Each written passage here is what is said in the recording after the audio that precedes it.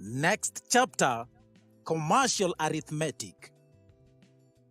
We start with currency.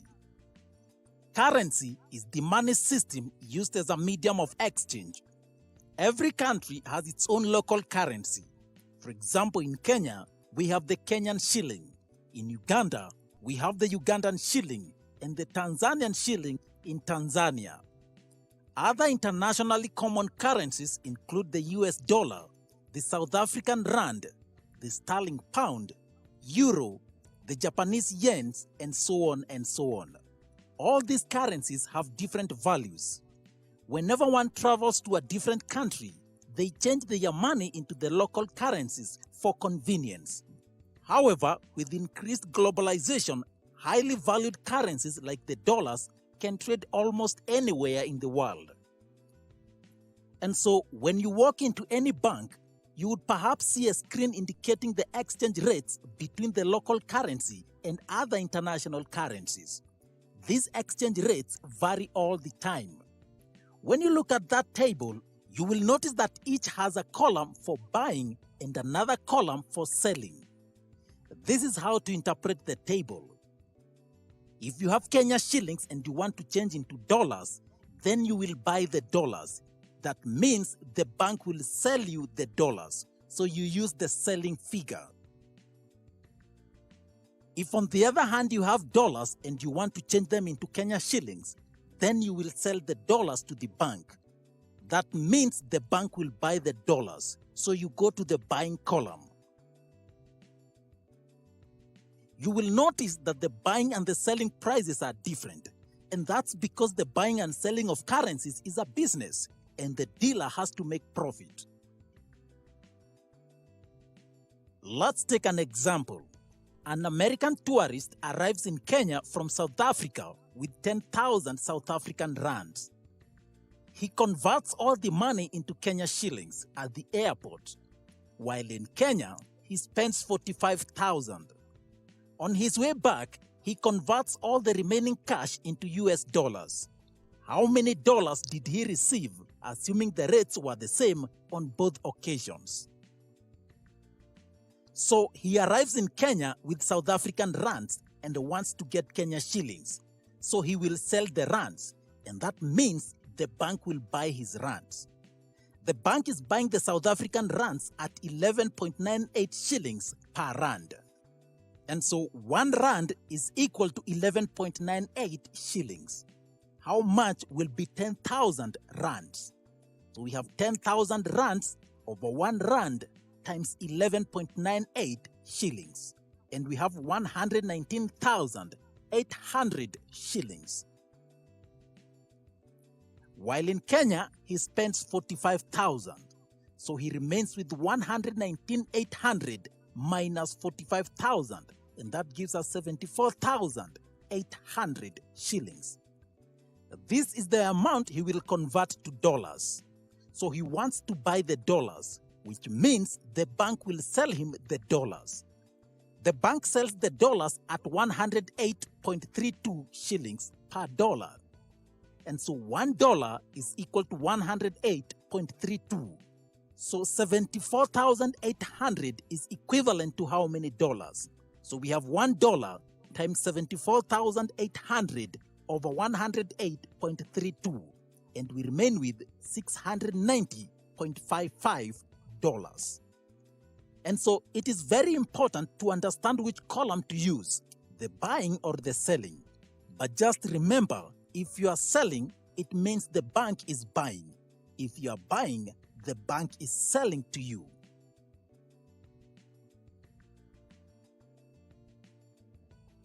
Let me show you how the bank will make money out of these two situations. Assuming someone from the United States exchanged $1,000 on arrival in Kenya, and then immediately another person bought the $1,000. Let's see how much profit the dealer will make. On arrival, the person will sell the dollars to the dealer. So the dealer will buy the $1,000.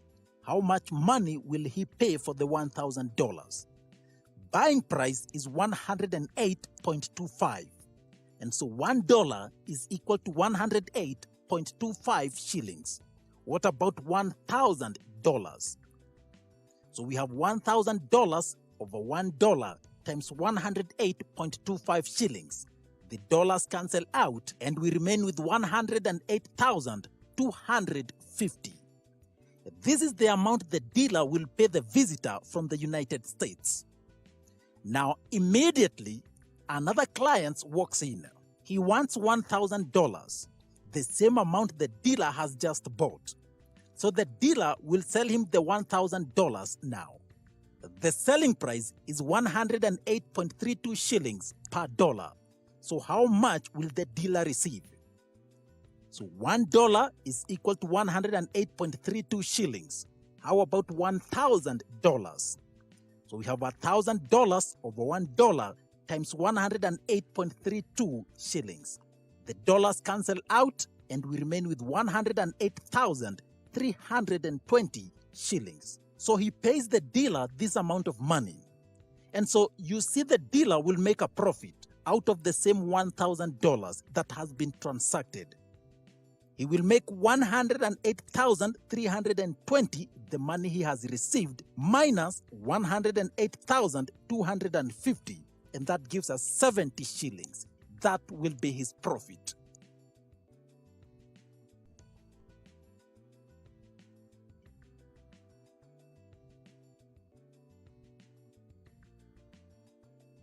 Next, we look at profit and loss. Now, the price of a commodity is called its cost or buying price. The terms profit and loss are used in instances where an individual buys or produces items for sale. Ordinarily, the resale price must be higher than the buying price so as to make business sense. The difference is called profit, and so profit is equal to the selling price minus the buying price. In unfortunate instances, the selling price may be lower than the buying price. In such cases, the difference is called a loss, and so loss is equal to buying price minus selling price. Often, profit and loss are expressed in terms of percentage. Usually, the buying price is equal to 100%. For example, by selling a shirt for 2,200 shillings, a seller makes a profit of 30%. What was the buying price? And so the buying price is equal to 100%. The selling price is 30% over the percentage of the buying price, and that is equal to 130%. And so 130% is equivalent to 2,200. So how about 100%? So we have 100% over 130% times 2,200. That gives us 1,692.30.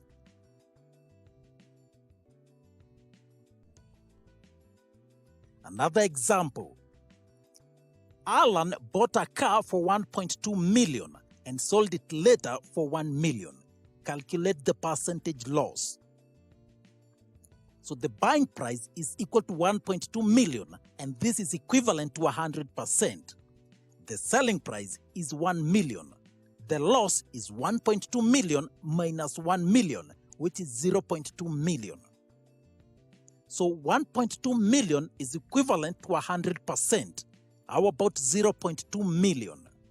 So we have 0.2 million over 1.2 million times 100%, and we remain with 16.67%.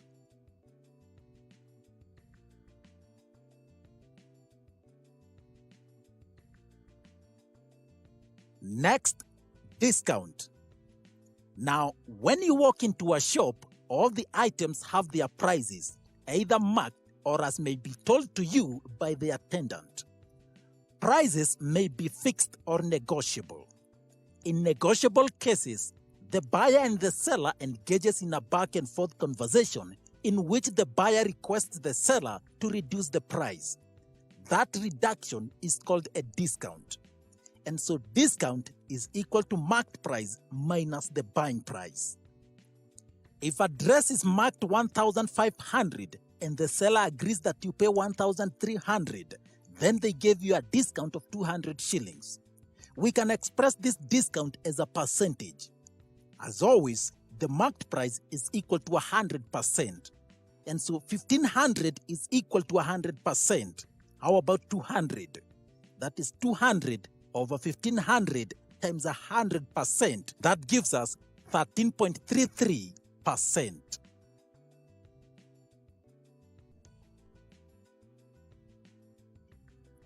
Another example. The marked price of a refrigerator is 48,000.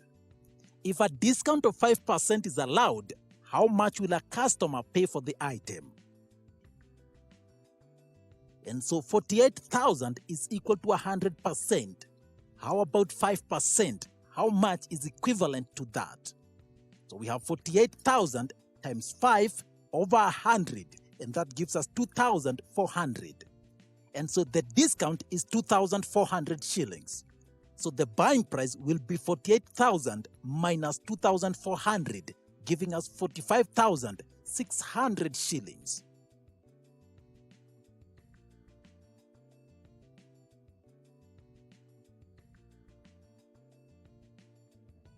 Now we move to commission. A person appointed by a company to sell their products is called a salesperson. A salesperson is often given a weekly or monthly target for the amount of items that he must sell.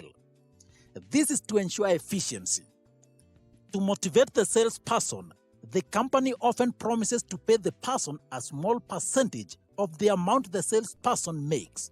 So the bigger the sale, the higher the amount. This amount is called commission.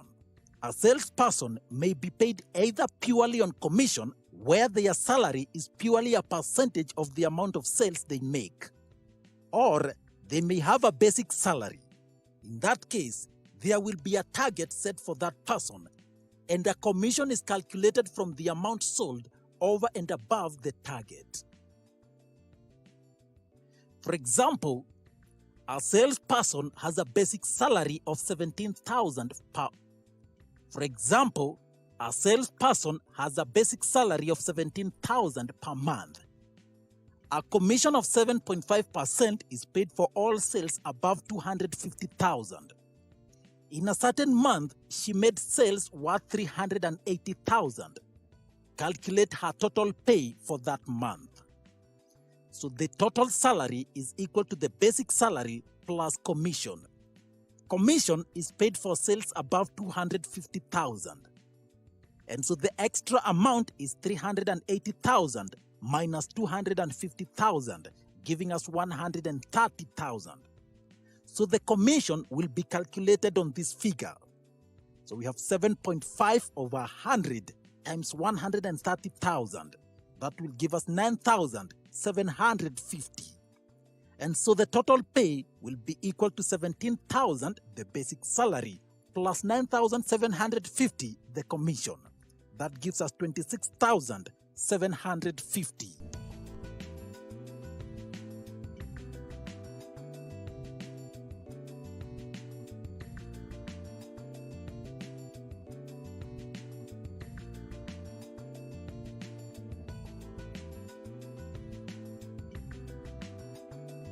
The way we teach it in university and in high school as well, and colleges, is if you fall behind, you're in desperate trouble.